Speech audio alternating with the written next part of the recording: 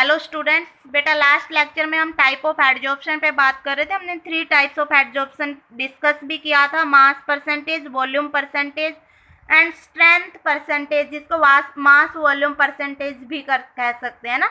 उसके बाद हमने मोलैरिटी को भी डिस्कस कर लिया था कि मोलैरिटी होती है mole of solute to the volume of solution. Unit रहेगा mole per litre, capital M से डिनोट करेंगे एंड मोल निकालने का फॉर्मूला रहेगा मास डिवाइडेड बाय मोलर मास।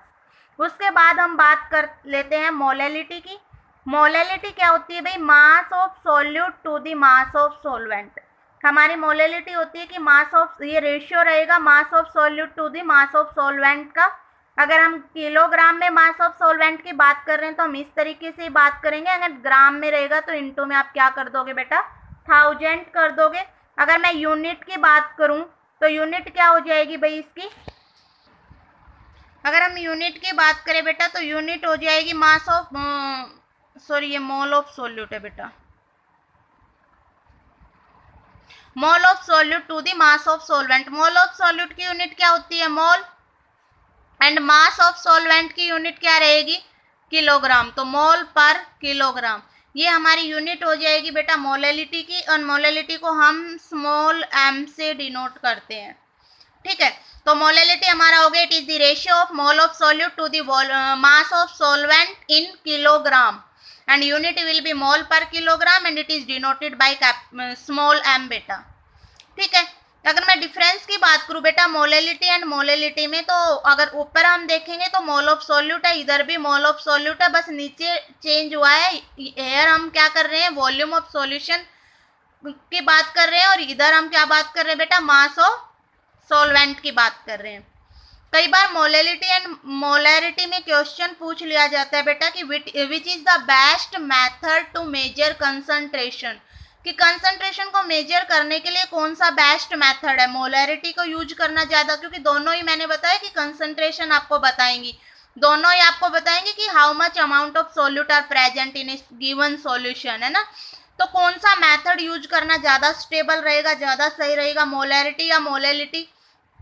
तो आपका जो मोलैलिटी होता है बेटा वो मास ऑफ सॉल्वेंट में मोल ऑफ सॉल्यूट बताएगा ना, और जो मोलैरिटी होती है वो वॉल्यूम ऑफ सॉल्यूशन में हमें मोल ऑफ सॉल्यूट बताएगा बेटा। तो एक्चुअल में अगर हम देखें ये तो बेटा दोनों में सेम है, तो नीचे से कंपेयर कर ले एक बार कि यहाँ पे हम वॉल्यूम ऑफ सॉल्यूशन की बात कर रहे हैं और यहाँ पे हम मास ऑफ सॉल्वेंट की बात कर रहे हैं बेटा। तो देखिए टेम्परेचर के साथ किसी चीज का मास चेंज होगा? बिल्कुल नहीं होगा, है ना। मैंने मास और वेट में आपको डिफरेंस समझाया था कि वेट ग्रेविटी के हिसाब से चेंज हो जाता है, लेकिन मास से चेंज नहीं होगा। मास एक कांस्टेंट क्वांटिटी रहती है, तो मास हमारा क्या रहेगा? फिक्स रहेगा। चाहे आप टेम्परेचर कम करो तो ज्यादा करो, मास को आप चेंज नहीं कर पाओगे। तो अगर मैंने मोलैलिटी की एक वैल्यू निकाल ली बेटा, और उसके बाद मान लीजिए मेरा टेम्परेचर रूम का चेंज हुआ है, तो क्या मेरी मोलैलिटी की वैल्यू चेंज होगी? नहीं होगी। लेकिन वही अगर मैं मोलैरिटी निकालती हूँ तो वो वॉल्यूम ऑफ सॉल्यूशन पे डिपेंड करती है, और हमें पता है कि वॉल्यूम ऑफ सॉल्यूशन तो टेम्परेचर पे बिल्कुल डिपेंड करती है ना। तो अब आपका जब वॉल्यूम टेम्परेचर आप कम ज़्यादा करोगे तो वॉल्यूम ऑफ सॉल्यूशन आपकी चेंज हो जाएगी, और वॉल्यूम अगर चेंज होगी तो मोलैरिटी की जो वैल्यू आप निकाल के बैठे थे वो भी क्या हो जाएगी? चेंज हो जाएगी बेटा। तो आपने मान लो पहले दिन एक्सपेरिमेंट किया, नेक्स्ट डे जाके आपने देखा आपकी तो वैल्यू ही चेंज हो गई है, क्योंकि टेम्परेचर के बेसिस पे आपका वॉल्यूम चेंज हुआ है, तो मोलैरिटी भी चेंज होगा, क्योंकि volume is inversely proportional to molarity, है ना। तो कौन सा बेस्ट हो गया? Molality is the best method to measure concentration as compare to molarity, because molarity depends on temperature, है ना, क्योंकि वॉल्यूम डिपेंड करता है इसलिए, एंड मोलैलिटी में मास रहता है तो ये डिपेंड नहीं करता है बेटा टेम्परेचर पे। ठीक है, उसके बाद है नॉर्मेलिटी। नॉर्मेलिटी को आप कैपिटल एन से डिनोट करोगे and it is the ratio of gram equivalent of solute to the volume of solution in litre. ये रेशियो होता है gram equivalent of solute and volume of solution का बेटा।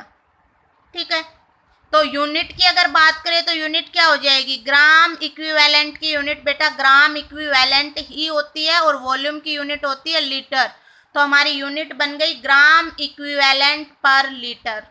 ठीक है, तो ये हमारी नॉर्मेलिटी है, कैपिटल एन से डिनोट करेंगे, यूनिट हो जाएगी ग्राम इक्विवेलेंट पर लीटर। अब number of gram equivalent question में आपको गिवन नहीं होगा बेटा, तो नंबर ऑफ ग्राम इक्विवेलेंट हम कैसे निकालेंगे, मास डिवाइडेड बाय इक्विवेलेंट मास से। और आपको इक्विवेलेंट मास भी गिवन नहीं होगा, वो निकालने का तरीका आपका क्या रहेगा, मोलर मास, क्योंकि फॉर्मूला अगर हमें पता चल जाए या कंपाउंड का नाम हमें पता चल जाए तो मोलर मास तो बता ही पाएंगे। तो मोलर मास को हम डिवाइड करेंगे एसिडिटी, बेसिसिटी या वैलेंसी से बेटा। एसिडिटी किसी बेस की होती है, आपने 10th में पढ़ा था, बेसिसिटी किसी एसिड की होती है और वैलेंसी किसी साल्ट की होती है बेटा, या किसी नॉर्मल एक मेटल की हो सकती है ना। तो ये हमारा नॉर्मेलिटी निकालने का तरीका रहेगा, number of gram equivalent of solute to the volume of solution. Gram equivalent of solute direct नहीं निकाल पाएंगे, mass divided by equivalent mass, and equivalent mass को निकालेंगे molar mass divided by acidity या बेसिसिटी या फिर वैलेंसी। ठीक है, कैपिटल एन से डिनोट करेंगे, ग्राम इक्विवेलेंट पर लीटर यूनिट रहेगी। मोलैलिटी को स्मॉल एम से डिनोट करेंगे, मोल पर किलोग्राम आपकी यूनिट रहेगी। अब इन पे बेस न्यूमेरिकल देख लेते हैं, एक क्लियर इमेज आपके दिमाग में आ जाएगी फिर।